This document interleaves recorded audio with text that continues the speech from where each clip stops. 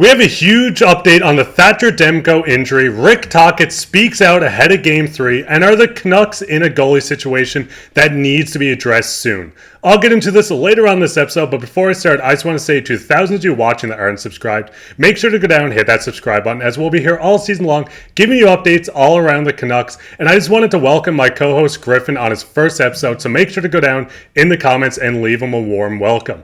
But with that, let's hop straight into the first topic today, which is Thatcher Demko's injury update.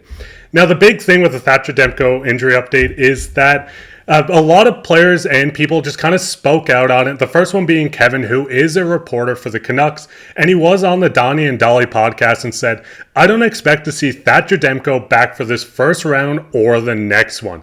Obviously, this is not what Canucks fans want to hear at all, and it does get a tiny bit worse. Darren Dreger spoke out on Overdrive and said that it's a significant injury, and once again, Canucks fans are a little bit worried about this. How long is Thatcher Demko going to be out? Obviously, we were expecting just maybe 1 or 2 games, but with what Drager said and what about the other reporters have been talking about, it doesn't seem like that. And we had Bruce Boudreau just kind of speak on it, and he said comparing the Canucks trying to win the Cup without Demko to the Oilers trying to win without McDavid, mentioned Demko's that important to the team, and once again, Canucks fans know how important Demko has been and should be in this Canucks lineup. And Griffin, what's your kind of thoughts on the Demko injury, and how worried are you with him out of the lineup?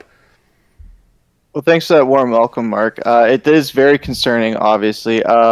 You go from a Vezina caliber goalie in between the pipes to having to go into your backup, who he's played well this year when they've needed him not in a maximum capacity, but as they've had to lean on him towards that final stretch of the season, it was a little worrisome. Demko being lost, I don't think it's equivalent to McDavid being gone for the Oilers. If there's any comparison you can draw to it, it's when Carey Price got taken out by Chris Kreider in that game, in that Eastern Conference Final Series, and Montreal was just never the same in that series without him.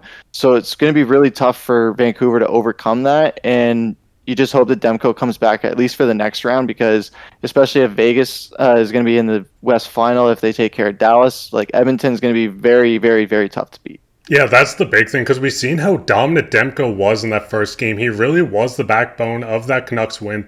Obviously, you had guys like Dakota Joshua and Lindholm. All these players step up, but Demko was almost the saving grace for this team. So hearing the news that, this could be just 1 series, 2 series, maybe Demko's out for the rest of the playoffs is hard, and we will talk about the goalies a little later on, but just hearing these updates slowly as the Canucks are getting to the point of Game 3 is a little scary. But with that, we'll hop straight into the second topic today, which is Rick Tocchet speaks out. And Rick Tocchet did speak out ahead of the game against Nashville. Game 3 obviously is in Nashville, and the first person he talked about was Elias Pettersson, and he said, "Petey's a young kid. This is his first taste of the pressure. This is good for him. He's got to learn. He's got to dust himself off. Be ready for Game 3. And the big thing with Elias Pettersson is earlier on in the season, this guy looked dominant. He was a guy Canucks fans considered the best player. I know JT Miller really took that over quite fast. But the big thing with Pettersson is we've seen him almost have a monkey on his back and struggle. And what's your thoughts on Pettersson going into Game 3 in Nashville? And what's the importance of him finally getting on the score sheet, putting his dominance back, and getting back to the old PD that we know and enjoy? I think it's big. I think it's with this Vancouver team, a lot of these guys, a good half of the stars have been in the playoffs before, back in 2019 and 2020, but they haven't been back there since, and Pettersson just got that contract extension, so he's having to live up to that. This is a lot of pressure for him to deal with, but heading into Game 3, he's got to put all that noise aside, lean on your other guys. Like you said, JT Miller, he came in and really stepped up later on in the year. They got to find a way to get goals scored the way that they were all year. They were scoring, it wasn't a combination of all of them scoring. It was it would be Boeser would score 2 goals here. It'd be Miller, and then even Suter would get on the score sheet, Garland, Joshua.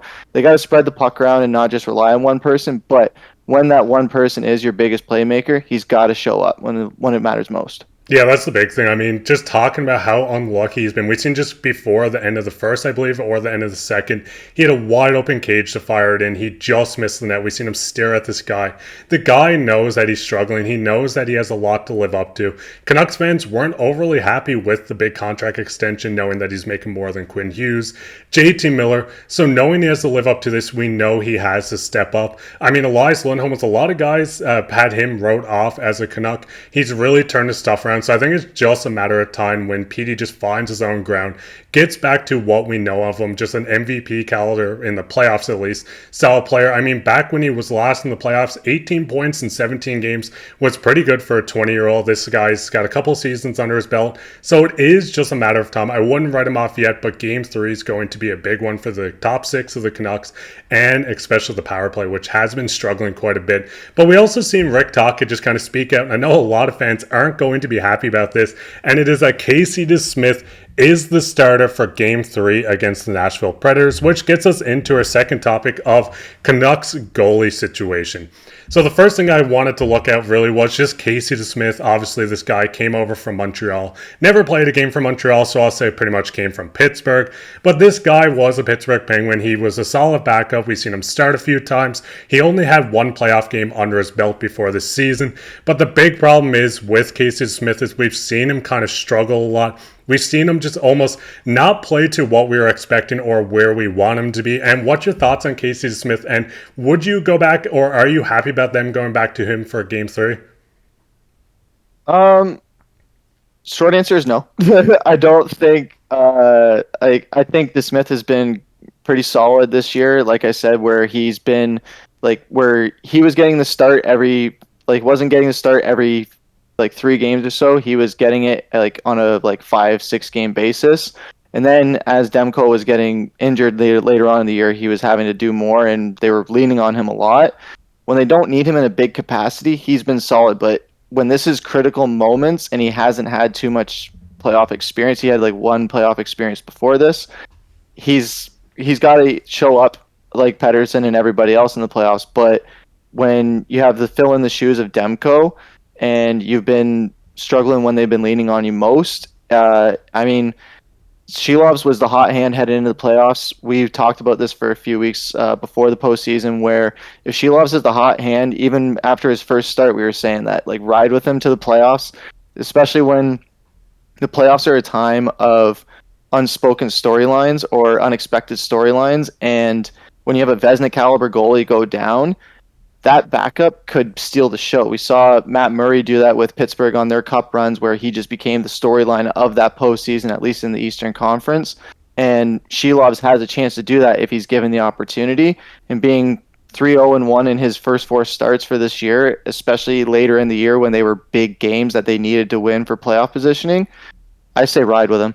Yeah, that's the big thing. Top about Seelovs, he's a young goaltender, only 23 years old. I love just the fact of a young goalie coming up and maybe taking over. We've seen he had time with the Vancouver Canucks this season. Obviously, in 4 games, he was 3-0-1 with an 8.91 save percentage. We've seen him with the absolute Canucks. But I do agree with just how he's been playing over these last 5 games. We've seen him obviously take that shootout loss to Arizona. He won against Vegas, which is a strong team, once again beating Arizona, or should I say Salt Lake City, and then we've seen him beat the Ducks as well. This is a young guy that has been good for the Canucks when playing, and I think it is just a matter of time. If Casey Smith does kind of falter this game, if he lets in a quick couple goals, I could see the short leash being quite short for this guy, and Seelovs coming in, taking over the starting net, and it would be a good storyline. I mean, Jordan Binnington's another guy. We've seen St. Louis really struggle. They called up Jordan Binnington, who is an AHL goalie. He was around the same age, or maybe a tiny bit older. We've seen him come up. He just stole the show. St. Louis won the cup. A lot of teams have a hard time figuring out goalies when they don't really know how they play, what to expect with them. I mean, they do so much film prep on guys like Casey DeSmith, but having Seelovs, a young goaltender, they don't know his weaknesses yet. Maybe he's the guy, especially if the Canucks drop the game against Nashville, that you lean on, take the chance, and just hope he can win. And, like I said, what's your thoughts on this? Do you think Seelovs comes in for Game 4, or do you think, maybe DeSmith gets pulled and he starts tonight? I think if Shelovs I mean, if DeSmith allows the first goal on net, the first shot on net as a goal, like they did in Game 2, I think that will be cause for concern. But if they're going to ride with DeSmith for Game 3, ride with him. Unless it's a blowout, then put Shilovs in. However, if they drop Game 3, regardless if it's a close game or a 2-goal gap that's sealed with an empty netter, I think ride with Shilovs for Game 4 regardless, because you're getting into must-win territory, especially when you're on the road. If you can get that final road win heading back home, if they come off of a loss in Game 3, that'll be big, especially if they ride with Shilovs coming off of a road win as his first playoff start. That would be huge. Yeah, no, I completely agree. And just kind of talking about that last game, Game 2, this is from Money Puck. I did want to say Canucks fans shouldn't be as worried. I mean, they still should be kind of worried. But overall, when they simulated this game 1,000 times, the Canucks won 79.7% of them.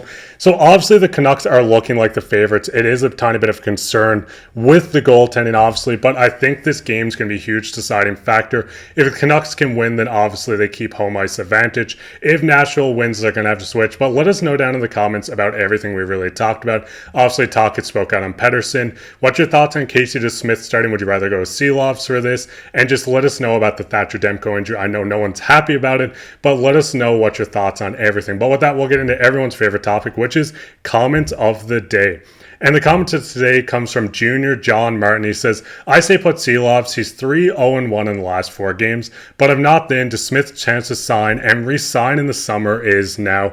And just overall, just what's your thoughts on this, Griffin? Like, obviously we did kind of talk about it, and I know we talked about this a lot off stream, but what's your thoughts on DeSmith maybe getting re-signed, and what's your thoughts on Seelovs maybe coming in, looking like the backup goalie of the future and everything like that? John, I fully agree with you. And Mark, we've definitely touched on it before. And absolutely, I think DeSmith is in prove it or lose it time. He, especially heading into an offseason where he's going to be re-signed or let go. Put Shilovs in, make it more like the playoffs isn't exactly a time to make a goaltending carousel interesting, but it does make the stakes a lot higher for performance. So these guys know the margin for error isn't big. So if it comes to do or die, throw Shilovs in because you don't have much to lose at that point, especially when DeSmith clearly hasn't been the solution. I say ride with the kid. Yeah, I know, I couldn't agree anymore. But let us know down in the comments about this. You could be featured on the next episode of Canucks Digest. While you're down there, leave a like, subscribe, share this with your friends. If you enjoy this episode, like I said, make sure to subscribe. We'll be here all season long, giving you updates from all around the Canucks. But with that, I've been your host, Mark, with my co-host, Griffin. Take care.